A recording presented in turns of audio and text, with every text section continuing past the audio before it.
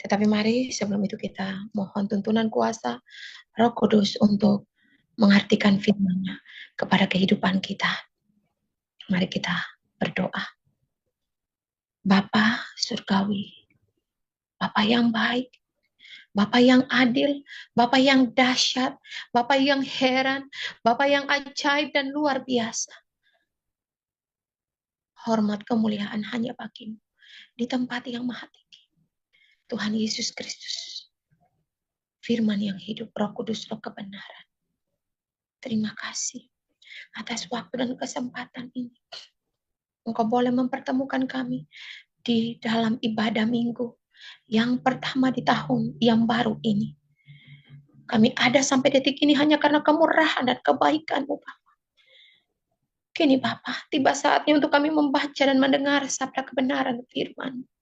Urapilah setiap kami Tuhan, supaya bukan saja kami mendengar apa kata firman-Mu dan berbicara, tetapi biarlah Roh-Mu yang memampukan kami untuk mencari pelaku-pelaku firman. Karena itu Bapa, bakar kami dengan api surgawi, supaya kami semakin menyala-nyala. Urapilah hamba-Mu, manusia hina, bodoh, buta tuli, dan telanjang ini. Dan biarlah Engkau sendiri yang berbicara, menegur, dan membimbing kami, mengajari kami, menuntun kami melalui firman-Mu. Karena itu Bapa, kami satu hati pada saat ini. Kami tolak segala roh-roh di udara, kuasa-kuasa kegelapan yang mencoba untuk mengambil alih fokus kami daripada firman-Mu. Di dalam nama Tuhan Yesus Kristus. Darah Yesus berkuasa, ikat, patahkan, hancurkan. Di dalam kuasa darah Tuhan Yesus Kristus. Darah-Mu lengkupi kami. Darah-Mu tutup bungkus kami semua pada saat ini. Terima kasih Bapa, terima kasih Tuhan Yesus. Terima kasih Roh Kudus. Berfirmanlah kepada kami. Sebab selaku anak-anak-Mu kami siap untuk mendengar apa kata firman-Mu. Haleluya, haleluya. Yang percaya katakan amin. Mari Bapak Ibu, kita membaca firman Tuhan. Sebenarnya saya sudah menyiapkan firman Tuhan, tetapi Roh Kudus mengingatkan dan mengarahkan saya untuk membawakan firman, di mana pada saat tadi saya telah membawanya di dalam pasukan elitnya Bapa Surgawi, dalam kitab Matius pasalnya yang ke-19 ayat 16 sampai berakhir dalam ayatnya yang ke-26. Di bawah perikop, orang muda yang kaya. Matius 19 ayat 16 sampai berakhir pada ayatnya yang ke-26. Dalam nama Tuhan Yesus Kristus. Orang muda yang kaya. Ada seorang datang kepada Yesus dan berkata, Guru, perbuatan baik apakah yang harus kuperbuat untuk memperoleh hidup yang kekal? Jawab Yesus, apakah sebabnya engkau bertanya kepadaku tentang apa yang baik? Hanya satu yang baik. Tetapi jikalau engkau ingin masuk ke dalam hidup, turutilah segala perintah Allah. Kata orang itu kepadanya, perintah yang mana? Kata Yesus, jangan membunuh, jangan berzina, jangan mencuri, jangan mengucapkan saksi dusta, hormatilah ayahmu dan ibumu, dan kasihilah sesamamu manusia seperti dirimu sendiri. Kata orang muda itu kepadanya, semuanya itu telah kuturuti, apalagi yang masih kurang. Kata Yesus kepadanya, jikalau engkau hendak sempurna, pergilah, jualah segala milikmu dan berikanlah itu kepada orang-orang miskin, maka engkau akan beroleh harta di sorga.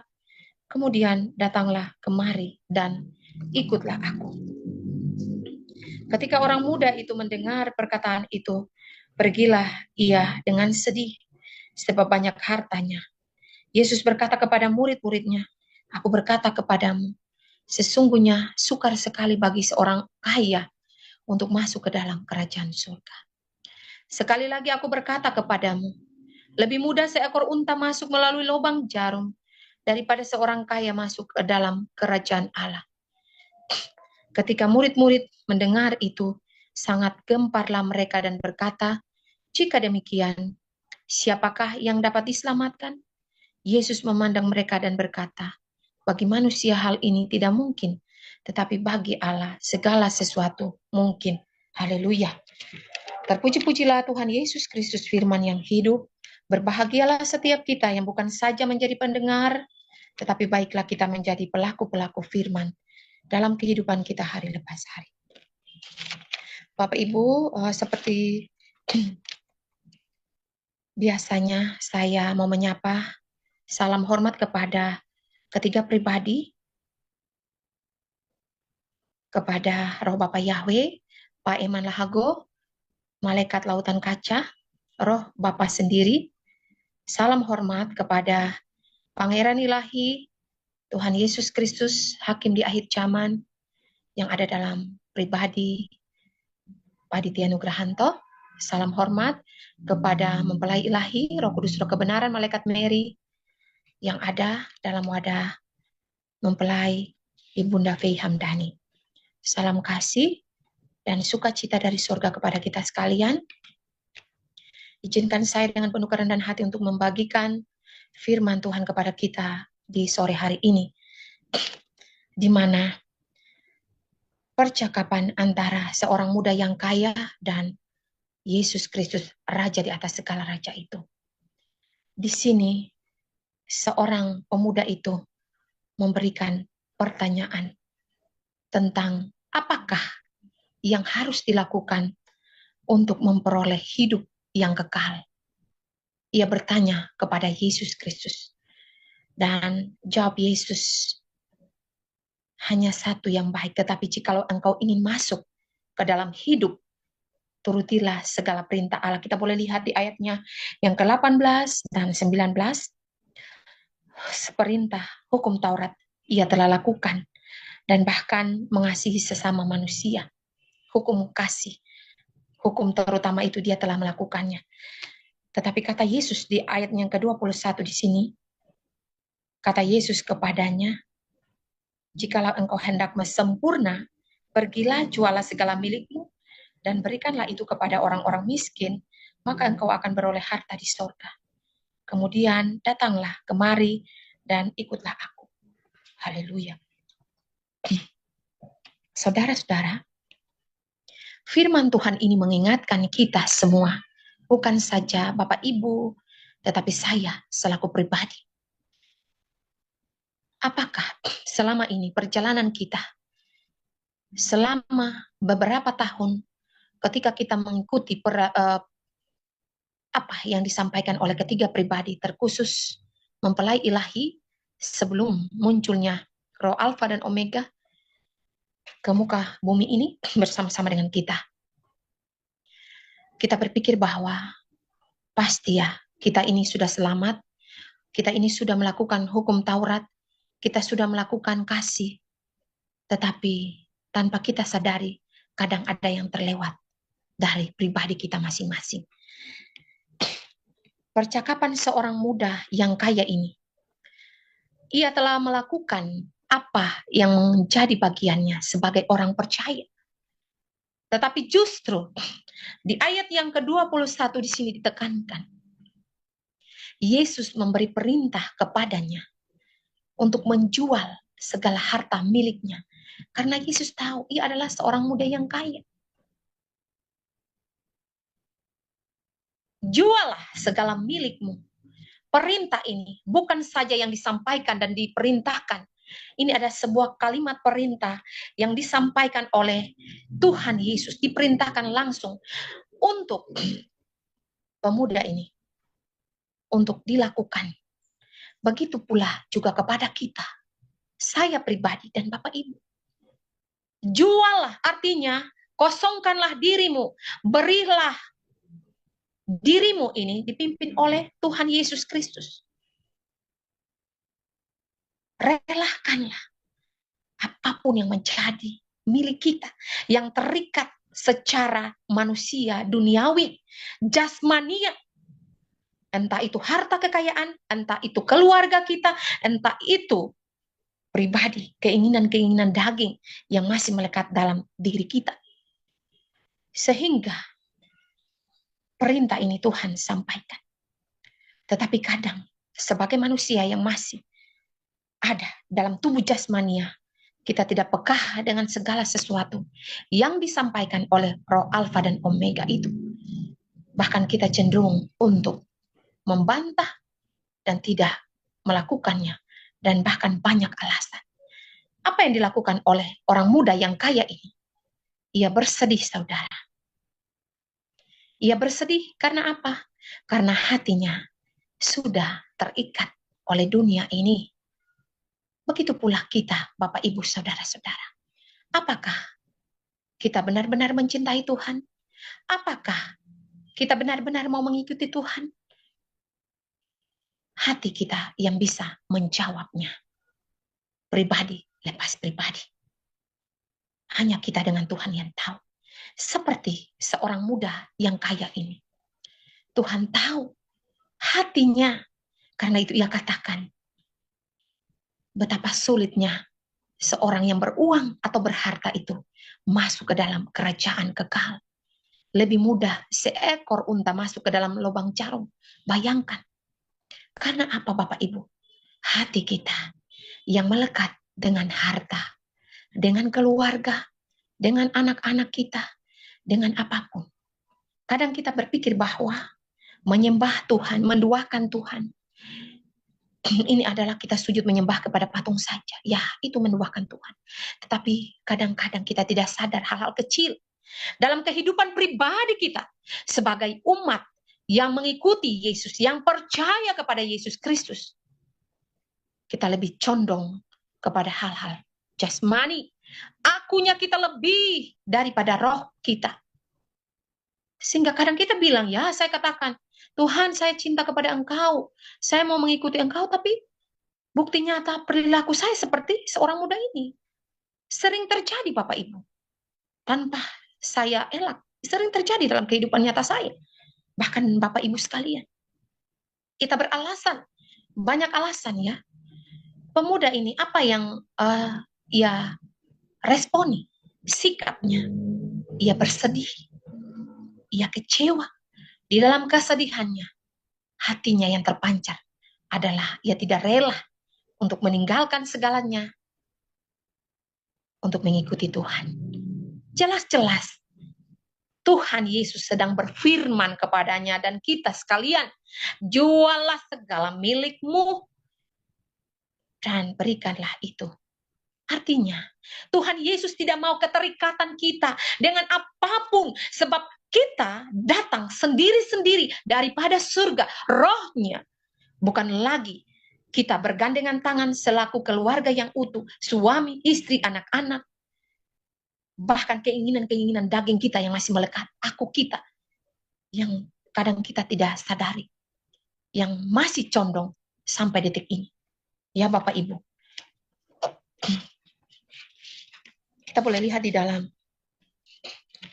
firman Tuhan, Keluaran 20 ayat 5. Tuhan katakan, aku Tuhan Allahmu adalah Allah yang cemburu. Saudara-saudara, kita boleh lihat lagi di dalam Matius 6 ayat 24. Tak seorang pun dapat mengabdi kepada dua tuan, karena jika demikian ia akan membenci yang seorang dan mengasihi yang lain. Atau ia akan setia kepada yang seorang dan tidak mengindahkan yang lain. Bahkan di dalam Lukas pasal 16 ayatnya yang ke-13 dikatakan, seorang hamba tidak dapat mengabdi kepada dua tuan, karena jika demikian ia akan mengabdi kepada yang lain dan meninggalkan yang lain. Tuhan tidak mau kita mendua hati. Ia mau kita menjadi pribadi-pribadi yang setia. Mengapa? Tuhan menentang orang yang kaya itu. Kenapa? Karena hatinya terikat kepada harta kekayaan. Kita boleh lihat di dalam ayatnya yang selanjutnya 24 itu. Tetapi ayatnya 26 dikatakan Yesus memandang mereka dan berkata, ya bagi manusia memang tidak mungkin, sulit. Tetapi bagi Allah mungkin. Karena itu saudara-saudara yang sangat dikasihi oleh Tuhan kita Yesus Kristus, kita diingatkan untuk salah satu kriteria utama untuk menjadi manusia cahaya. Kita boleh belajar daripada apa yang disaksikan oleh mempelai ilahi, bahkan manusia-manusia yang terekselen, mereka tidak terikat dengan apapun. Justru mereka yang menjadi korban atas ketidakadilan karena kebaikan hati mereka. Itulah orang-orang yang tersolimi, seperti Lazarus. Kita harus menanggalkan kedagingan yang masih melekat dalam diri-diri kita untuk mengikuti sumber cahaya itu dan menjadi manusia cahaya-cahaya, mengikuti dan bersama-sama dengannya dalam kerajaan damainya 1000 tahun damai. Kita tidak bisa mengatakan saya cinta Tuhan, saya mau ikut Tuhan, tetapi notabene kita masih melekat dengan apapun kepemilikan kita secara jasmani. Ya, saudara-saudara, kita boleh lihat di dalam firman Tuhan. Tidak tahukah kamu bahwa kamu sedang mengumpulkan harta pada hari-hari yang akan binasa? Hari-hari terakhir kita bisa lihat nanti di dalam Yakobus, di sana peringatan kepada orang kaya. Kita boleh lihat apa yang didapat oleh Lazarus dan orang kaya. Orang kaya, dia mati di api neraka. Tetapi Lazarus, ketika segala fitnaan, segala penderitaan, bahkan ia harus ada bersama-sama dengan binatang, anjing. Betapa rendahnya kehidupannya di muka bumi ini. Bahkan akunya tidak ada lagi. Ia benar-benar rendah pada saat itu. Tidak ada yang menempel dalam pribadi Lazarus, saudara. Ia benar-benar menderita. Ia makan daripada apa yang dibuang oleh orang kaya itu. Ia bahkan makan dari sisa-sisa binatang anjing itu. Ketika respon yang akan kita ambil untuk menjadi manusia-manusia yang bercahaya-cahaya, apalagi anak-anak Tuhan, kita di dalam pasukan base ini, yang notabene telah terlanjur untuk sengaja maupun tidak sengaja telah menerima cairan yang ada dalam botol enjus itu. Dan hanya karena kemurahan Tuhan saja kita diingatkan, apakah benar-benar darah kita telah ternetralisir oleh darah Tuhan Yesus Kristus. Seperti firman yang dikatakan pada saat ini kepada pemuda yang kaya itu. Jangan lagi kita kecut dan tawar hati. Apakah yang masih melekat pada kedagingan-kedagingan kita? Sebab di sana akan dicek apakah memang benar-benar ini masih melekat segala sesuatu yang berbau kenajisan di dalam cairan itu, apakah masih melekat dalam diri-diri kita atau tidak? Sudah 100% DNA ilahi atau karakter Kristus yang menempel dalam kepribadian hidup kita setiap hari. Bukan serta-merta, ya Yesus Kristus katakan, hanya aku satu-satunya yang bisa menetralisir darah semua.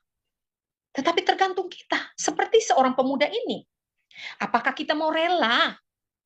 Apakah kita mau rela menyerahkan semua kehidupan kita untuk diubahkan, hidup kita untuk diubahkan oleh Tuhan, menjadi DNA yang murni, benar-benar murni, manusia-manusia yang bercahaya-cahaya di akhir zaman ini? Ataukah memang hanya setengah-setengah? Kita mengabdi kepada Mammon dan kepada Tuhan. 50 untuk dunia, 50 untuk Tuhan. Tidak bisa, saudara. Tidak bisa 99%, harus 100%. Saya katakan ya, saya cinta Tuhan, tetapi yang melihat segala sesuatu, hati kita yang berbicara di hadapan Tuhan.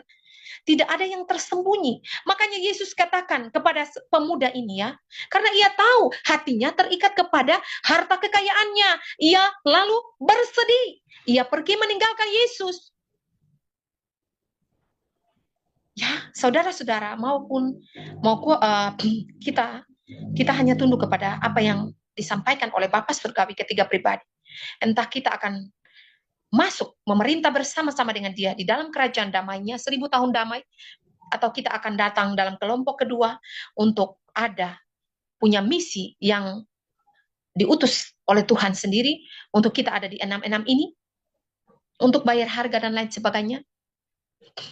Hendaklah Tuhan mau mengingatkan kita untuk marilah kita jangan lagi berneko-neko di dalam Tuhan. Kalau memang kita mau mengikut Tuhan, ikutlah Tuhan. Mengapa Tuhan katakan untuk kita menjual harta? Artinya apa? Melepaskan lepaskan segala keterikatan kita dengan dunia ini. Benar-benar lepas. Karena apa yang engkau ikat di bumi ini akan terikat di sorga. Dan apa yang engkau lepaskan akan terlepas di sorga, saudara. Jika kita masih mengingat, ya saudara, saya diingatkan ya pada saat saya perenungan. Seandainya apapun yang akan terjadi ke depan, kita tidak tahu. Karena itu kita butuh Tuhan. Kita butuh penyerahan totalitas hidup kita hanya untuk Tuhan. Totalitas sepenuhnya. Tuhan tidak mau. Ini pemuda ini ya, sudah jangan berpikir bahwa kita ini kan sudah mengikuti ketiga pribadi ini ya. Kita sudah bercahaya-cahaya ini. Saya dan Bapak Ibu, bukan Bapak Ibu saya, tapi saya pribadi ya. Ini perenungan untuk diri saya sendiri. Kita sudah bercahaya-cahaya ini ya. Oh, kita sudah nih, sudah pasti. Ya bukan saya mau menakut-nakuti atau membuat down Bapak Ibu, tidak. Tetapi mari kita introspeksi diri masing-masing. Firman Tuhan mengingatkan kita untuk kita mengecek lagi apa yang masih kurang, apa yang masih ada melekat dalam diri kita. Mengapa Tuhan pada saat saya kemarin ya, ya tawaran-tawaran daripada bisikan-bisikan daripada kuasa-kuasa kegelapan untuk saya kembali untuk hal-hal yang itu, Tuhan bilang lupakan itu tidak penting. Yang terpenting adalah rohmu. Kita bisa lihat saudara, di dalam diri kita ada bagian-bagian daripada roh dan tubuh jasmani. Kalau misalnya yang kita kasih makan adalah jasmani, maka yang nampak itu adalah hal-hal itu dalam diri kita. Tetapi kalau kita benar-benar mematikannya, seperti kita lihat Tuhan Yesus, Ia adalah raja di atas segala raja itu. Ia mau turun mengambil rupa manusia, menjadi manusia yang 1000% manusia ini, ya, dan memiliki tubuh kemuliaan. Bahkan ia harus mati, saudara. Ia mati. Ia mematikan segala. Ia raja, ia mengosongkan pribadinya sebagai raja itu dan menjadi manusia yang miskin, rendah, ada bersama-sama dengan kita. Bagaimana anak-anaknya yang mengaku percaya bisa mengosongkan dirinya, mengundang pribadi itu hadir, sepenuhnya mengambil alih hati pikiran kehidupan kita. Karena tanpa kita sadar, keegoisan kita, hati kita, keterikatan kita dengan kadang kita saudara, anak-anak, orang tua, harta kekayaan kita takut untuk kehilangan sesuatu. Ya, kita tidak, apa yang diperintahkan oleh Tuhan Yesus Kristus, kita karena berpikir kita menoleh seperti istri Lot. Aduh, ingat seperti apa? Kita ingat bangsa Israel di tanah Mesir. Kenapa mereka mencobai Tuhan berterus-terus? Karena mereka tidak mengucap syukur dalam segala hal. Mereka bebal. Mereka terikat dengan apa yang diberi makan di Mesir itu. Kesenangan-kesenangan di masa lalu mereka yang ada di Mesir. Sehingga apa-apa, oh kembali lagi ke Mesir. Apa-apa, kembali lagi ke Mesir. Sehingga mereka bersungut-sungut dan menoleh terus ke belakang. Mereka mencobai Tuhan terus-menerus. Sehingga Roh Kudus mengingatkan kita, saya dan Bapak Ibu, untuk apapun yang akan terjadi, entah kita yang akan bersama-sama di dalam angkatan yang pertama atau angkatan yang kedua, apapun yang akan terjadi, biarlah kehendak Bapa Surgawi. Tetapi kita harus siap sedia. Jangan kecut dan tawar hati. Sebagai laskar-laskar Kristus, prajurit-prajurit yang tangguh, jangan kita menjadi kecewa. Seperti murid-murid pada saat itu mereka meninggalkan Tuhan. Kata Tuhan, mereka mengikuti aku karena mereka kenyang. Tetapi hendaklah kita mengikut Tuhan apapun konsekuensinya. Apapun. Bukan saja saya berkata, ya seperti ini. Tetapi Tuhan mau untuk kita lebih. Melepaskan apapun. Melepaskan kalau kita tidak layak. Melepaskan keterikatan. Karena manusia yang cahaya-cahaya itu, mereka seperti Lazarus yang mengosongkan segalanya. Rela diinjak-injak oleh dunia ini. Yang tidak dianggap benar-benar. Karena kadang-kadang akunya kita masih ada ya Bapak Ibu. Kadang-kadang orang ini kita kan akunya masih menempel ya. Itu berhala-berhala dalam pribadi kita sendiri. Kedagingan-kedagingan itu yang masih melekat seperti pemuda ini. Kan Tuhan Yesus katakan, ya bagi manusia memang tidak mungkin, tapi bagi Tuhan itu mungkin. Ya itu mungkin, karena itu Tuhan begitu mengasihi kita. Ya, Ia mau untuk kita melekat sungguh, menjual segala miliknya, mengosongkan diri kita, hal-hal kedagingan kita, mematikan semuanya, dan mengikutinya, membiarkan Ia hadir, mengambil alih seluruh kehidupan kita. Totalitas hidup kita adalah milik Kristus, tubuh, roh, dan jiwa. Bukan roh saja, tetapi seutuhnya. Ya saudara-saudara, kita boleh lihat bahwa orang-orang kudus, manusia-manusia cahaya ini boleh nampak. Kenapa? Kadang-kadang mereka kaget ya, ada ini bersaksi ini di sini. Karena apa? Kita sendiri ditanam oleh Bapa Surgawi itu sendiri. Ia yang menanam kita, saudara. Dalam setiap proses, Ia menyirami kita, Ia memberi pupuk kepada kita, dan bahkan Ia merawat kita dengan cinta kasih. Apakah pohon-pohon akan berbuah, menjadi tumbuh subur, berbuah lebat, dan menghasilkan buah berkali lipat dan berguna untuk sesamanya? Ataukah pohon itu akan mati, dihimpit oleh kekhawatiran dunia, semak belukar, hal-hal kedagingan yang menghimpit firman itu, sehingga tidak bertumbuh lebat, tetapi mati karena dihimpit oleh segala macam keinginan daging, hal-hal persahabatan dengan duniawi. Selanjutnya hanya hati kita saja yang bisa Tuhan tahu hati kita. Karena itu Tuhan mau, ya, ketika pupuk-pupuk yang Ia berikan, sampah-sampah itu yang dilemparkan di mana kita ada, di mana ajang pertandingan, setiap proses kita, salib yang kita pikul berbeda-beda. Tetapi tujuannya adalah sama. Masing-masing kita sesuai dengan takaran yang Bapa tahu kemampuan kita masing-masing untuk memikul salib kita. Karena itu Ia berikan pupuk, kadang-kadang Ia menyirami kita. Itulah setiap proses yang kita jalani. Orang muda ini telah mengikuti segala proses, segala hukumnya Tuhan. Tetapi hanya satu yang ia tidak mau melakukannya, yaitu menyerahkan seutuhnya hidupnya untuk Tuhan, pakai untuk kehendak Tuhan saja. Ia mau taat, tetapi ia tidak mau. Firman ini berpulang kepada kita, saya dan Bapak Ibu. Apakah pribadi-pribadi kita mau terus terikat dengan dunia ini? Karena ke depan, saudara-saudara, kita akan diperhadapkan. Apakah kita berdiri benar-benar 66 ataukah 77? Hati kitalah yang akan menjawab. Apakah kita sudah bangkit untuk menjadi manusia-manusia cahaya menuju kerajaan damainya yang akan berdiri nyata, yaitu kerajaan cahaya itu? Atau apakah kita akan tertinggal di masa tribulasi? Tetapi ingat, jangan takut saudara, sebab apapun itu semua diizinkan oleh Bapa Surgawi. Untuk pribadi kita, jangan kecut dan sedih seperti seorang muda yang kaya ini. Karena apa? Ia sudah bergembira. Karena ia inginnya, kan semua kan ingin masuk kerajaan 1000 tahun damai ini kan. Ya, seorang pemuda ini ingin masuk surga nih. Ia senang kan. Sehingga ia bertanya kepada Tuhan Yesus. Tetapi ketika Tuhan Yesus memberi perintah ini, ya, ia kecut, ia sedih, ia hatinya tawar dan ia pergi. Begitu pula dengan kita, Bapak Ibu. Marilah sebagai prajurit-prajurit yang tangguh, untuk kita mau tunduk di bawah otoritas Bapa Surgawi yang mengadakan pertandingan untuk kita sekalian pada saat ini. Untuk melihat iman-iman yang terekselen.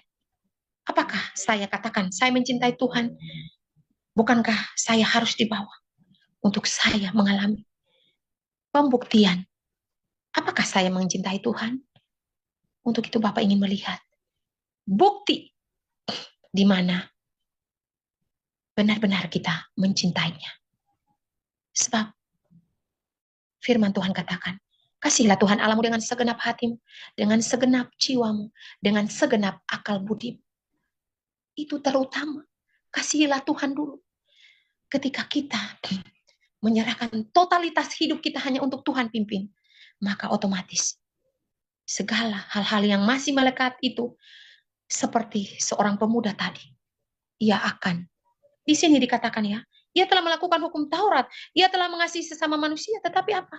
Hanya satu, karena ia tidak mengasihi Bapa Surgawi. Ia tidak mau merelakan hidupnya, menjual segalanya, menyerahkan hidupnya untuk dipimpin oleh Tuhan. Ya, kita mengasihi sesama, tapi kalau tidak mencintai Tuhan, maka tidak bisa. Kuncinya adalah kasihilah Tuhan Allahmu dengan segenap hati. Biarlah cinta yang mula-mula, cinta Tuhan kepada kita, boleh ada. Kita boleh lihat di kitab Kidung Agung, di mana puji-pujian yang disampaikan dan dikumandangkan oleh mempelai dan raja itu. Mereka saling mengeluk-elukan satu dengan yang lain. Di mana marilah kita terus jatuh cinta setiap hari kepada Yesus Kristus yang adalah Tuhan itu, juru selamat kita, yang telah rela mengosongkan dirinya, datang untuk menjelma menjadi sama seperti kita. Bahkan di zaman ini, ia rela mengambil cairan dalam cairan botol naga itu, untuk ada bersama-sama, untuk ada dengan kita, pasukan besi ini, semua anak-anak Tuhan yang telah terlanjur menerima cairan itu. Tetapi hanya karena cinta Tuhan, ia ada, datang kedua kali, menerima cairan itu dalam wadah Aditya Nugrahanto. Untuk apa? Merasakan apa yang kita rasakan. Menjadi sama, bukankah? Apalagi yang kurang dibuktikan cintanya. Karena itu ia ingin untuk kita membuktikan cinta kita. Bukan saja saya sebatas berkhotbah dan berkata-kata seperti ini, saudara. Tetapi ia ingin lebih kita lagi. Sebab kita ke depan masing-masing kita. Bukan kita, ya kita di sini saling menguatkan satu dengan yang lain. Tetapi masing-masing kita akan pulang kepada pribadi kita masing-masing. Dan salib-salib kita yang akan kita pikul itulah hati-hati kita kepada Bapa yang akan menunjukkan kita dan yang akan membawa kita, apakah kita akan ada di akhirnya bersama-sama dengan Tuhan, ataukah kita akan terhimpit, kita akan putus di tengah jalan dan kita menjadi murtad. Tergantung kepada hati-hati kita masing-masing. Ya, ingatlah ini. Manusia bukan hidup dari roti saja. Mengapa firman Tuhan ini dikumandangkan kepada kita? Supaya kita tidak terikat dengan apapun. Mengapa doa Bapa kami berikanlah kami pada hari ini makanan kami yang secukupnya. Tuhan mengajarkan kita untuk cukuplah untuk hari ini. Kesusahan sehari cukuplah untuk sehari. Besok mempunyai kesusahan sendiri. Mengapa seorang muda kaya ini tidak berani? Karena ia memakai logika manusia. Ia berpengertian, khawatir dengan apa yang akan terjadi hari esok. Sehingga ia tidak berani mengambil keputusan. Dan begitu pula bukan seorang muda kaya ini. Begitu pula dengan kita Bapak Ibu, saudara-saudara. Kadang-kadang kita mau melakukan sesuatu, kita berpikir dua kali dan lain sebagainya. Sehingga kita seperti bangsa Israel yang tegar tengkuk. Kita berputar di padang gurun. Sehingga yang masuk hanyalah Kaleb dan Yesua dan angkatan umur 20 tahun ke bawah. Sedangkan 20 tahun ke atas itu semua berputar-putar dan dibinasakan semuanya, mati. Entah dalam murka Tuhan, entah dalam penyakit dan lain-lain. Tidak masuk ke dalam tanah perjanjian itu. Dan kita semua pada saat ini ada dalam padang gurun. Perjalanan menuju kerajaan cahaya, kerajaan 1000 tahun damai itu. Dan salah satu hal-hal yang harus kita tanggalkan adalah hal ini. Kita boleh lihat dari mempelai ilahi yang tidak terikat dengan apapun. Ia terexcellent, ia telah ada di kerajaan damai 1000 tahun. Ia yang telah terdahulu. Karena ia rela untuk segala sesuatu. Apa yang dilakukan oleh seorang muda kaya ini? Ia telah melakukan semuanya. Itulah dia, pribadi Roh Kudus, Malaikat Mary yang bercahaya-cahaya itu. Begitu pula ia mengajarkan kita dan Yesus Kristus itu sendiri untuk marilah kita menanggalkan apapun yang masih terikat dengan kita. Sebab suami, istri, anak-anak, orang tua, keluarga, harta benda bukanlah menjadi milik kita. Sebab murka Bapa sedang berjalan pada saat ini akan meluluhlantakan akan semua harta kekayaan kita. Entah itu keluarga kita, orang-orang yang kita kasih, semuanya akan digoncangkan seperti apa yang firman Tuhan katakan di khotbah yang lalu-lalu, bahkan disampaikan oleh Pangeran Ilahi sendiri, di mana 144.000 itu sedang dicari-cari manusia cahaya-cahaya pada saat ini.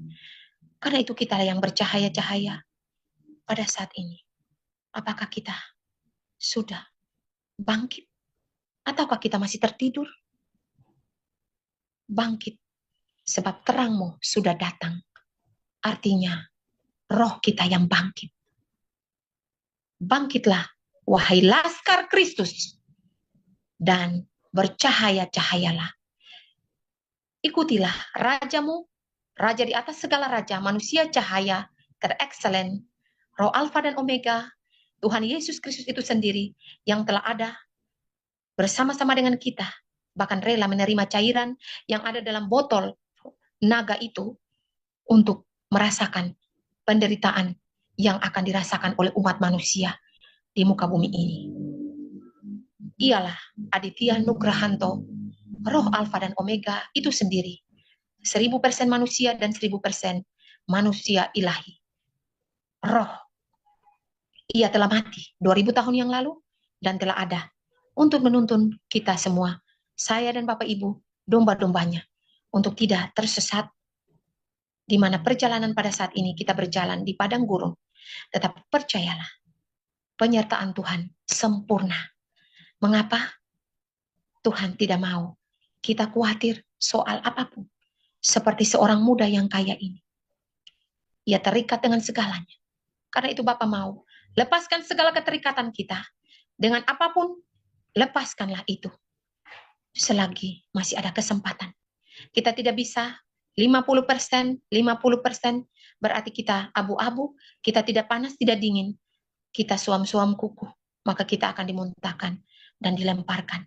Tetapi Bapa mau, iman-iman yang terexcellent, yang benar-benar, totalitas, sempurna, seperti Bapa, yang mematikan segala hawa nafsu persahabatan dengan dunia. Mengapa iblis menjerat kita dengan kenikmatan, kekayaan? Karena ia tahu, kalau manusia ini kita ikat mereka dengan kekayaan, ya mereka banyak yang terjerat. Ia tahu Bapak Ibu, sehingga banyaklah kita pada saat ini yang terjerat dengan harta kekayaan dunia, dengan mamon, sehingga kita tidak tahu bahwa Tuhan Yesus Kristus itu sudah hadir di muka bumi ini, ada dalam wadah Aditya Nugrahanto. Lepaskan itu. Lepaskanlah semuanya. Apapun yang membelenggu kita. Sebab dialah roh Alfa dan Omega itulah yang bisa melepaskan segala belenggu-belenggu itu. Dosa-dosa persahabatan dengan dunia ini yang mengikat kita. Hanya kita saja. Apakah kita mau? Ataukah kita akan sedih dan meninggalkan Tuhan Yesus? Sebab perjalanan rahasia yang kita hadapi di 2025 akan kita diperhadapkan dengan apakah kita mau menderita untuk Tuhan ataukah kita akan menjadi murtad. Pilihan ada pada masing-masing kita pribadi. Tuhan yang mengenal hati kita. Selanjutnya, biarlah Roh Kudus, Roh kebenaran itu yang memampukan kita supaya kita, pasukan besi ini, boleh kuat, boleh menanggalkan segalanya untuk ketika kita dites, artinya dilihat apakah darah Tuhan Yesus Kristus yang telah menetralkan kita itu sudah benar-benar totalitas dalam kehidupan pribadi kita, ataukah masih 50-50. Biarlah Tuhan Yesus saja yang menolong kita untuk merenungkan firman ini, saya dan Bapak Ibu pribadi, untuk mengerti lebih jauh apa maksud daripada firman ini kepada kita sekalian. Shalom. Haleluya. Terpuji-pujilah Tuhan Yesus Kristus, firman yang hidup. Biarlah hormat kemuliaan hanya untuk Tuhan Yesus Kristus saja, Nabi Isa anak Maryam yang telah datang bersama-sama dengan kita, menuntun kita untuk masuk ke dalam kerajaan cahaya, yaitu Aditya Nugrahanto. Ya dan amin.